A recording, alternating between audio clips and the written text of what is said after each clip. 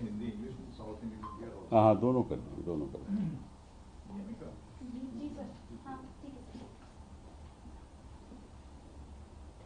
करें। नमस्कार। अभी हाल ही में मैं गृह मंत्री जी का एक बयान सुन रहा था। एक चैनल में उन्होंने कुछ ऐसी बातें कही जिससे मुझे बहुत ताज्जुब हुआ,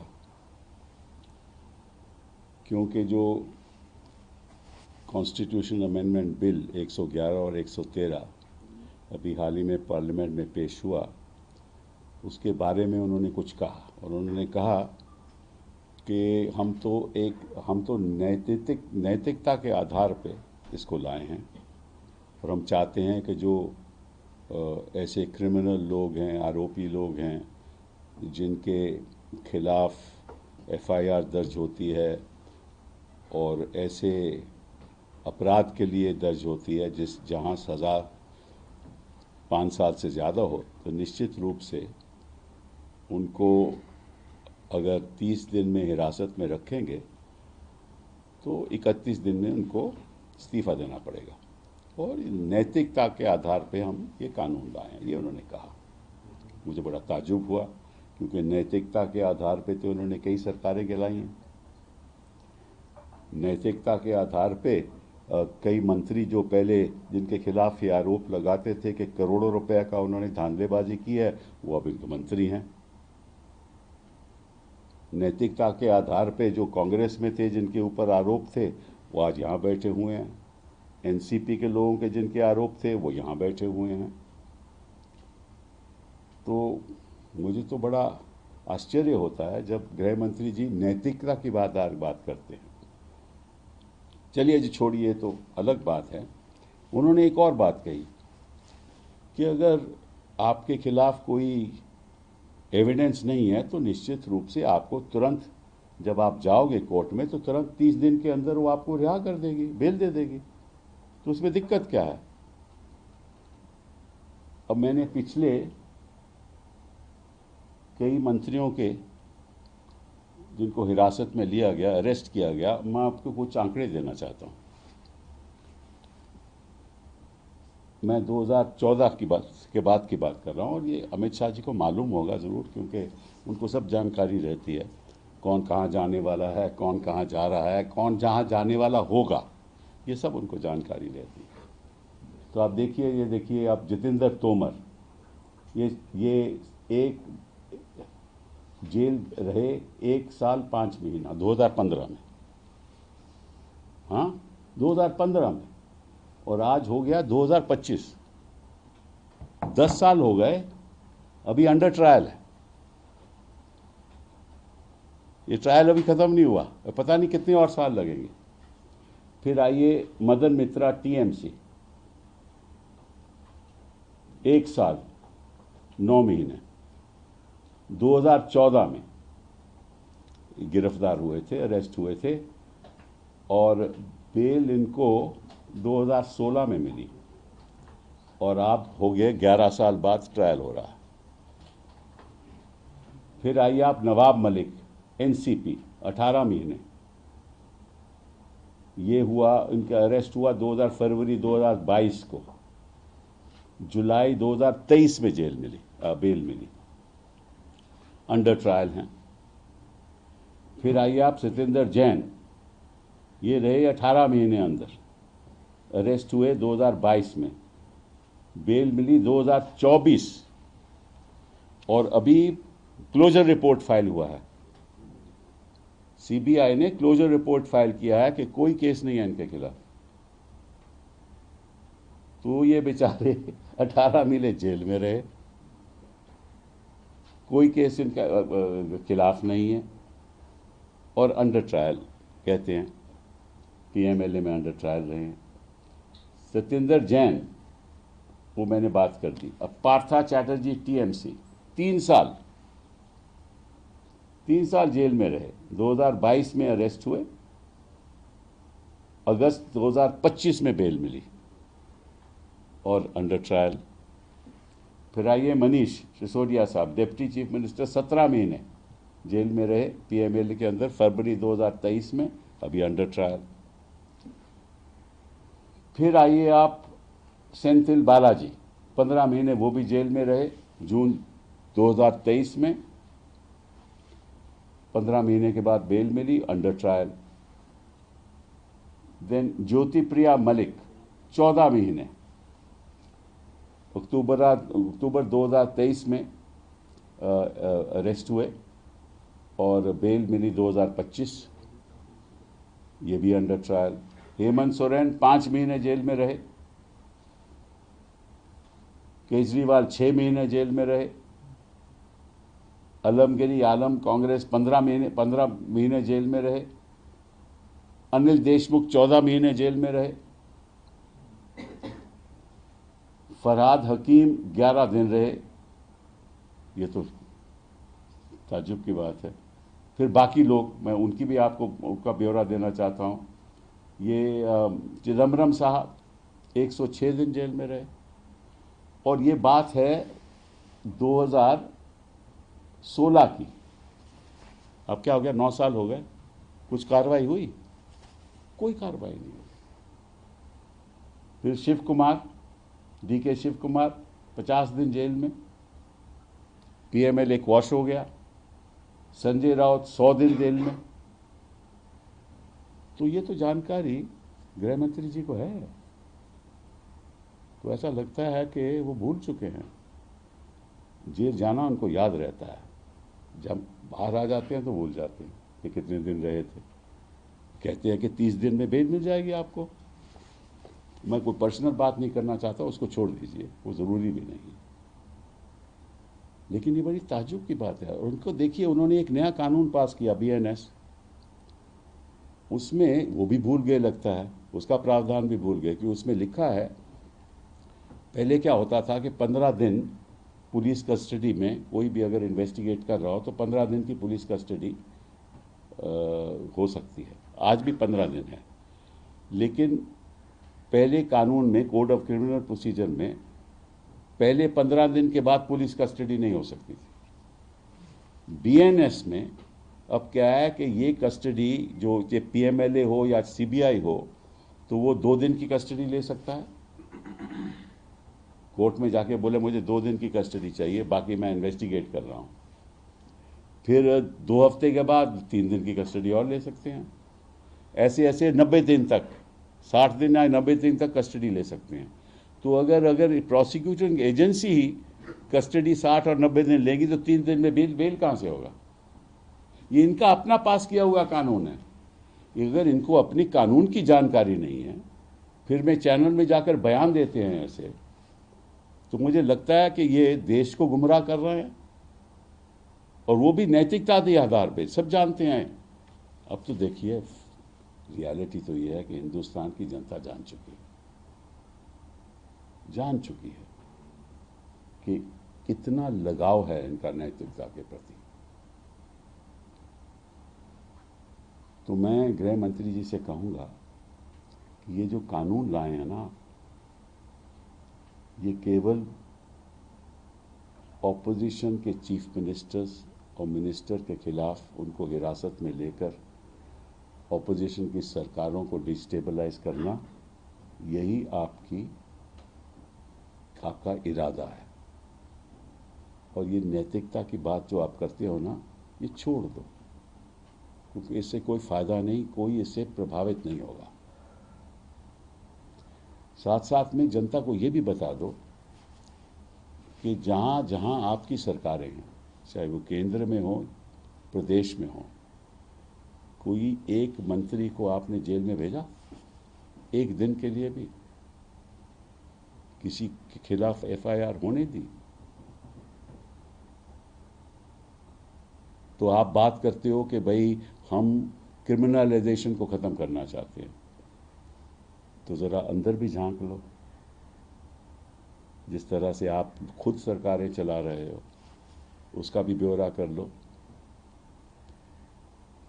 मुझे बड़ा ताज्जुब हुआ कि जब ऐसे चैनल पे जाकर उन्होंने ये बात कही, तो मैं सोच रहा था कि इस देश में लोकतंत्र में कितनी गिरावट आ गई है।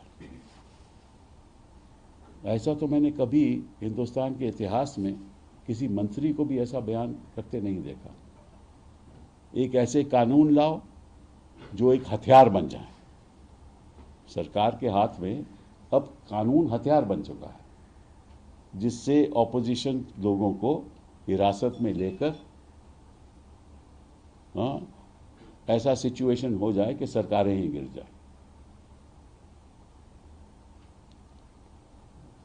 दूसरी बात जिस पे मैंने आज ट्वीट भी किया, लापता धनखड़ जी, इन्होंने ये कहा कि धनखड़ जी ने खुद ब खुद इस्तीफा दिया था और उनका स्वास्थ्य ठीक नहीं था, और उन्होंने खुद चिट्ठी में लिखा कि मेरा स्वास्थ्य ठीक नहीं है, इसलिए मैंने इस्तीफा दिया है। उस पर भी मुझे बड़ा ताज्जुब हुआ, क्योंकि अगर स्वास्थ्य उनका इतना ही खराब है तो अमित शाह जी को जानकारी होगी किस अस्पताल में है। ज़रा हमें भी बता दें, हम भी जाके मिल लेंगे, पूछ लेंगे कि उनका स्वास्थ्य कैसा है। एक इंडियन एक्स किसी पेपर में एक न्यूज़ आया है कि वो तो टेबल टेनिस खेल रहे हैं और अपना योगा करते हैं, और कुछ इधर उधर के ट्रिप में गए हैं, राजस्थान में गए हैं जहाँ कुछ बिल्डिंग बन रही है। तो इनको तो जानकारी होगी अमित शाह जी को सब, तो बता दें। क्योंकि फिर वही बात कि आप जनता को कुछ कहना चाहते हैं, असलियत कुछ और है, और जनता को आप बेवकूफ़ बना रहे हैं। और जनता अब सब समझ चुकी है, क्योंकि आपको मालूम है कि बिहार में क्या होने वाला है, तो आप चाहते हैं ना कोई ऐसा बयान दे। और मैं आपसे कहूँगा कि जहाँ भी आपने धनखड़ जी को रखा है उसकी जानकारी जनता को मिलनी चाहिए। यह आपका कर्तव्य है। क्यों कर्तव्य है? क्योंकि वो आपकी सरकार में वाइस प्रेसिडेंट थे, और नंबर 2 होते हुए सभी चिंतित हैं कि वो हैं कहाँ, और उनको खुलेआम बोलने का अधिकार क्यों नहीं मिल रहा, वो चुप्पी क्यों बनाए हुए हैं। शायद उनको कहा गया हो कि जब तक वाइस प्रेसिडेंट के इलेक्शन नहीं होंगे तब तक आप मतलब कि आराम करिए, और ऐसी जगह पे आराम करिए जहाँ सब सहूलतें होंगी। और अगर स्वास्थ्य इतना ही खराब है तो डॉक्टर भी वहाँ विजिट करते होंगे। हमें बता दो कि कौन डॉक्टर वहाँ विजिट कर रहे हैं, हम भी जाके डॉक्टर से पूछ लेंगे कि भैया उनकी तबीयत कैसी है, या बता दीजिए। क्योंकि राजनीतिक तबीयत तो आपकी खराब है। इस समय काफ़ी गिरावट आ चुकी है आपकी राजनीतिक तबीयत में। Yesterday, when I was listening to an interview of Amit Shah to a media channel, I was truly surprised at what he said. And this is in respect of the 111 Constitutional Amendment Bill and 113 Constitutional Amendment Bill, when he said that we have actually introduced this bill, which is now referred to the Joint Parliamentary Committee, to ensure that there is a constitutional morality which impacts every aspect of governance in this country. Of course, that constitutional morality has nothing to do with their own morality, but it has everything to do with the morality of the opposition. And he said in the course of that interview that in fact, if a person is in jail for 30 days and before that he moves the court, if there is nothing against him, he can easily get bail. And once he gets bail, he can again become a minister. Not knowing that how many people this government through its agencies has sent to jail and how many days have they stayed in jail. And in that context, I just want to, because I've got some data with me, I just want to tell you how many people have been sent to jail, and only the opposition. Not a single minister in this government or in a government in which the party is running the state, any minister has ever gone to jail. No minister. So this is selective legislation to weaponize laws to target the opposition. And let me just tell Amit Shah ji the reality. Take the case of Jitendra Tomar. He was 1 year, 5 months in jail, and he got bail in 2015. Actually, I'm wrong. I'm sorry. I made a mistake. It's 1.5 months in jail. It's a mistake, right? And trial is not yet over. It is 10 years have passed. Then Madan Mitra, PM of TMC, was in jail for 1 year, 9 months, from December 2014 till September 2016. And this 11 years have passed, nothing has happened. Then Nawab Malik, 18 months in jail, 2022 FIR, arrested. We are in 2025. Nothing has happened. He got bail in July 2023. Satyendra Jain, Health Minister, 18 months in jail, arrested in May 2022, got bail in 2024 October, under trial. Partha Chatterjee, 3 years in jail, TMC, arrested in 2022, got bail in 2025, under trial. Then Manish Sisodia, we know what happened to him, 17 months in jail, Deputy Chief Minister of AAP, and under trial. Balaji, Senthil Balaji, 15 months in jail. Jyoti Priya Malik, TMC, 14 months in jail. Hemant Soren, 5 months in jail. Arvind Kejriwal, 6 months in jail. Alamgir Alam Congress, 15 months in jail. Anil Deshmukh, 14 months in jail. I mean, I can go on and on. Chidambaram ji, 106 days in jail. Shiv Kumar, 50 days in jail. Sanjay Raut, 100 days in jail. And none of this has got, no trial has completed. And this is still going on. So he knows, the Home Minister knows, that when the PMLA and the CBI are after them, nobody comes out. Nobody is granted bail. And we've seen even the Supreme Court of India has commented on it. Okay, why aren't magistrates granting bail in this country?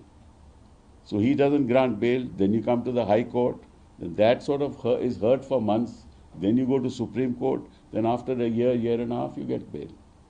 And in the meantime, your political career is destroyed. The government is destabilized, which is the main reason for these laws. The whole purpose of these laws is to weaponize the laws for the purposes of destabilizing opposition parties in power.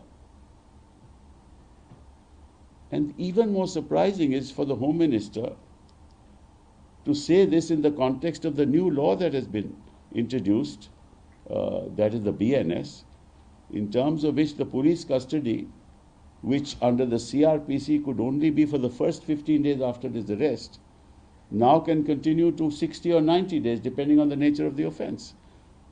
So the CBI or the ED can take custody for 2 days, for 1 week, 3 days for another 1 month, 4 days and another 2 months, and carry on for 60 days or 90 days. And he knows that. So he knows that under the new BNS, nobody will ever get bail in 30 days because the agency will say, we are investigating the offense. There was no question of granting bail. So he knows that. And yet, he has made a public statement that within 30 days you will get bail if you are innocent. In fact, I have seen in the past, people who are guilty are made innocent. And people who are innocent are convicted. It has happened in so many cases. We know that, you know that, even Amit Shah ji knows that. And the purpose is not the vindication of the law. The purpose is not upholding principles of constitutional morality. And who is this government to talk about constitutional morality? Can our Home Minister talk about constitutional morality in which, in the context of the way Maharashtra government was thrown out? In the way Uttarakhand government, Congress government was thrown out, Madhya Pradesh it was thrown out, and the manipulations that took place, Karnataka it was thrown out. I can give any number of examples, Goa, any number of examples. So you use the law to throw on governments, you buy people, you offer them plum postings, you offer them ministerships, or become members of parliament in the Rajya Sabha. And then you talk about constitutional morality. I don't think in the history of India we've seen a government which is so constitutionally immoral as this government. So, the fact of the matter is, my dear Home Minister, everybody knows the reality by now. Everybody knows कि कितने पानी में हो आप, और सब जानते हैं. Or the fact of the matter is that you know very well that the tide is turning and has turned in Bihar, and you want to sort of divert the attention of the people of this country to other issues like this one. But now the situation is different. I mean, you can fool people some of the time, and you can fool some of the people some of the time, but you can't fool all the people all the time. So it seems you're trying to do that. That's not going to happen. Try and take care of the future of India instead of the future of the opposition parties in India. Thank you very much. Sir, amidst this debate, now today also there are ED raids conducted at the residence of the former Health Minister Saurabh Bhardwaj regarding the hospital construction case. Now the Aam Aadmi Party is saying that when it has started, even it was Satyendra Jain. तो वहाँ धनखड़ साहब तो नहीं गए ना उस अस्पताल में. मैं वैसे ही पूछ रहा हूँ. हाँ, what is the question? Yeah, so your take upon it, because they are saying that it was Satyendra Jain who was the health minister at that point in time, and this is nothing but just the vendetta politics which is being So what's done. new? What's new about it? Your take upon it. No, what's new about vendetta politics? This is their policy. Vendetta politics is part of their policy to destabilize, to target people, to instill fear in people, to destabilize governments, and to use laws for the... See, if you look at any newspaper today, open any newspaper, half the newspaper is filled with people getting arrested, what PMLA is doing, what CBI is doing, whether a person has got bail, not got bail. Half of the newspaper is filled with that. Go back 10 years, you never find this. And we all know about it. Sir ये bill तो पास हो ही नहीं सकता, 2/3 majority भी नहीं है अभी तक। वो तो उनको मालूम है कि पास नहीं हो सकता, लेकिन ये बात करते हैं ना नैतिकता की, संवैधानिक नैतिकता. क्योंकि इनका जो ये पॉलिटिकल एजेंडा है ना, कि देखिए विपक्ष इसके खिलाफ वोट करेगा, तो विपक्ष नैतिकता को गले नहीं लगाना चाहते, हम नैतिकता को गले लगा रहे. ये इनका पॉलिटिकल नैरेटिव है ना.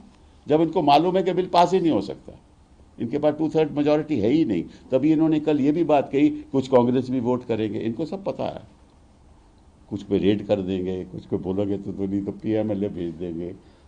तो सर जेपीसी को रेफर कर दिया गया ये बिल, लेकिन जेपीसी कॉन्स्टिट्यूट नहीं हुई है अभी. हाँ, करेक्ट. और उसको लेकर विपक्ष के कई दल जैसे TMC, उन्होंने कहा कि हम पार्टिसिपेट नहीं करेंगे. बिल्कुल सही स्टैंड आपने किया. मैं आपसे जानना चाहता हूँ, कांग्रेस के लिए नहीं, इन जनरल, कि ये जो स्टैंड है विपक्षी दलों का जेपीसी में भाग ना लेने का, क्या ये सही है? बिल्कुल सही. इससे क्या ऑब्जेक्टिव हासिल? बिल्कुल सही है. इससे यही ऑब्जेक्टिव हासिल होगा कि हमें मालूम है कि क्यों ये ला रहे हो तुम बिल. ठीक है ना, तो आइए पार्लियामेंट में आइए, वोट करवाइए, फिर पता चल जाएगा. और आपको लगता है सर कांग्रेस को भी ये जो बाकी दलों की तरह ही जेपीसी से खुद को बाहर रखना चाहिए? फिर वही बात कांग्रेस से पूछो यार. सर, हाँ. सर आप जिस इंटरव्यू की बात कर रहे थे, उस इंटरव्यू में गृह मंत्री ने एक और बात कही है. उन्होंने कहा कि जो राष्ट्रपति पद के उम्मीदवार हैं विपक्षी पार्टियों के, उनके कारण भारत में नक्सलवाद जो है वो 2 दशक तक कायम रहा. वो जवाब वाइस प्रेसिडेंट कैंडिडेट दे चुके हैं, क्योंकि इनको 14 साल के बाद याद आया है. ठीक है, इन्होंने ना तो जजमेंट पढ़ी है, ना उनको ज़्यादा जानकारी है, लेकिन फिर यही एक पॉलिटिकल नैरेटिव, हर चीज़ में पॉलिटिक्स.